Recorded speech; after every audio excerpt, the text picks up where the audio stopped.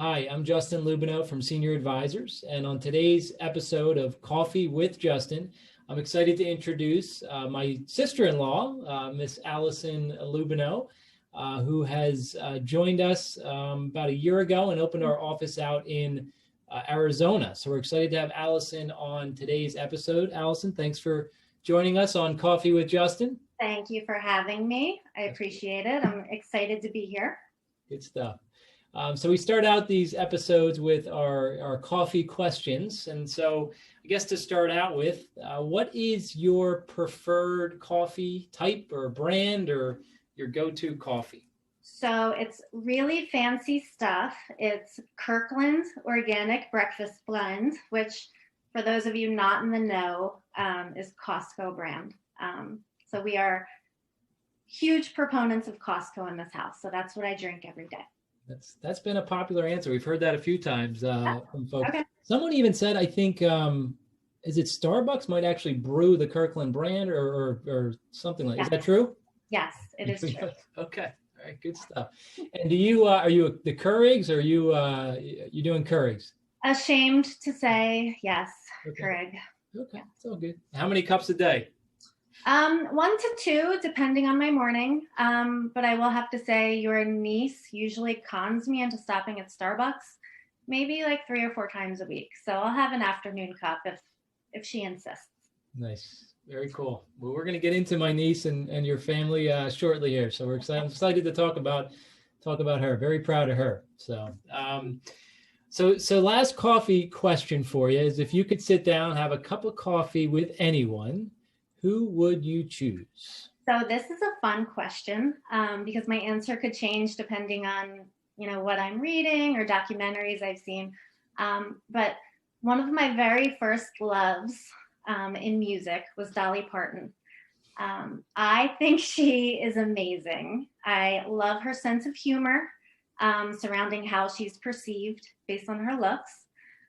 She just kind of emanates a warmth and a sincerity. I love what she does with her foundations, literacy, childhood diabetes, disabled vets. She helps a lot of people. And I think she could have some really cool stories. So very cool. Good answer. Good answer. I wonder how old she is now. And is she in her mid 75. And she looks like she's, I don't know, 50 maybe. Nice. She looks good. Maybe you can help her with her Medicare plans. All right. So let's shift a little bit to family, and you could share a little bit about. You mentioned my niece, your daughter. Share a little bit about her, and maybe your husband, who's my brother. Yeah. So your brother and I have been together for 25 years. Married. You started dating at 5 years old, I guess? Yes, exactly. Mm-hmm. We met in kindergarten.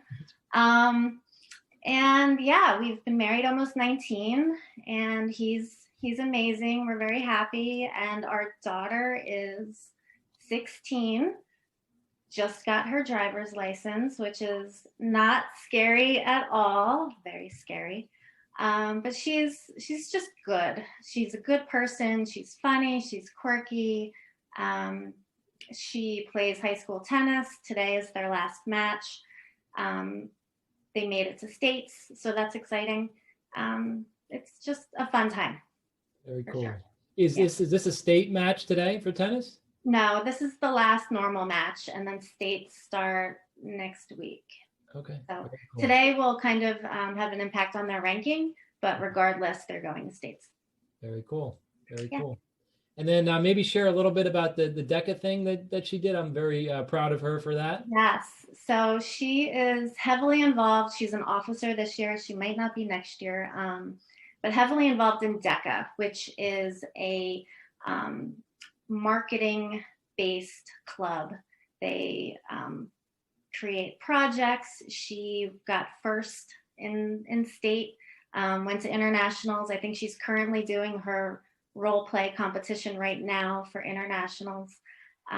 She came home last night actually with her trophy and her medals, and she's doing really well with it. And it's something that she's, super interested in, and does really well with. So I think she's probably going to be a little entrepreneur. So we're definitely proud. Cool. We could always use the marketing help at Senior Advisor. So maybe you can Yes. tap her shoulder and she can help you out.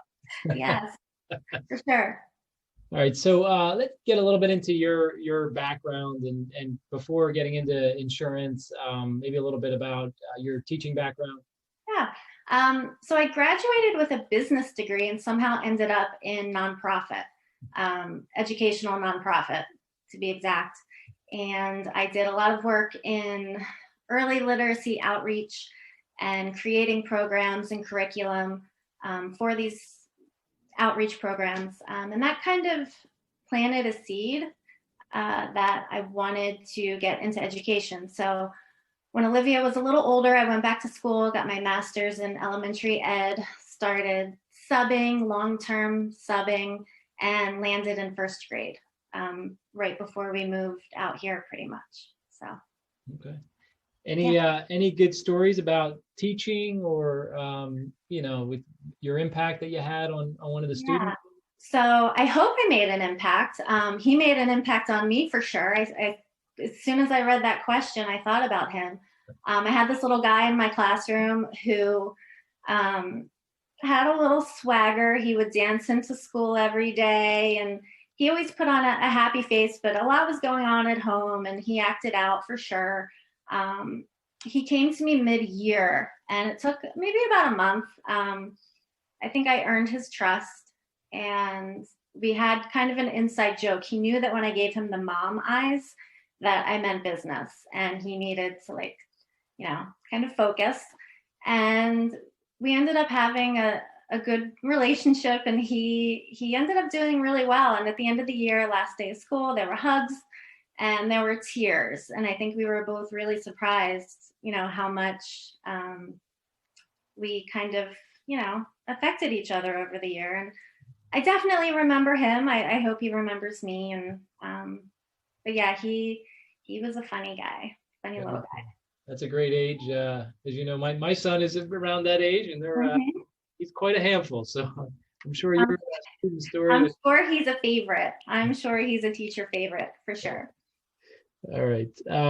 So you were in teaching, and then maybe just talk about kind of the path and how because there was a couple steps along the way, and then you ended up in 2020 opening our office out in Phoenix. So so we moved out here. I spent a few years just kind of once again finding myself volunteering in nonprofits, spending a lot of time in organizations that were important to me and important to our family, volunteering at Live School. And then it kind of hit me I needed to do something, as if I wasn't doing anything before. I thought about going back to teaching. We talked about opening a business, and insurance just kind of seemed natural. Obviously, from you and from Doug, my father-in-law, I had a general idea of the business. I had worked briefly in his office when Olivia was a baby. It just kind of seemed like a natural fit. Insurance isn't necessarily something that pops out as in my wheelhouse, but really, it's the natural skill set of talking to people and educating people, things that I enjoy doing. It kind of all came together, and insurance seemed like a good fit. Good stuff. So just getting started during kind of a pandemic situation and trying to build the office out there and the business out there, what have been some of the kind of the big challenges that you've run into in the last year or so? So for sure, getting in front of people, like literally face to face, educational workshops, they're just not happening. And that would be kind of the natural go-to. You go to libraries and community centers and places of business, and not everyone is well equipped to handle, virtual events, or, companies are just trying to figure out their own organizational issues during these crazy times. Like they don't necessarily have, the time or inclination to plan outside events. So that has definitely been a challenge. And, I've just managed by finding other ways, internet leads, good old fashioned newspaper ads, mailers, reaching out to existing clients. So I've managed in that way, and face-to-face kind of outreach is opening back up. I have plans for next week, so that's exciting. And things will definitely progress as the country kind of opens back up. So good stuff. Good stuff. So in your time that you've been, doing this thus far, have you any good stories or again, situations where you positively impacted someone with Medicare or with their savings or whatever you help them with? Yeah. So most of my business right now are rewrites, which is, going to our existing clients, seeing if we can save them money by switching to like a newer product. So they're happy to hear from me. Everyone is very happy to hear from me about, the possibility of saving money. And if they do get approved, people have been very appreciative. So not one story in particular, but I've heard a lot of stories from, the savings. It's, helping serious financial hardship for some people. It's, has an impact on their lives. And some people are just excited to get better wine that month, or a couple extra bottles of wine, or go out to dinner more. I hear a lot about how they plan on using the savings that we found for them. So it's fun. That's, the best part of what I have going on right now.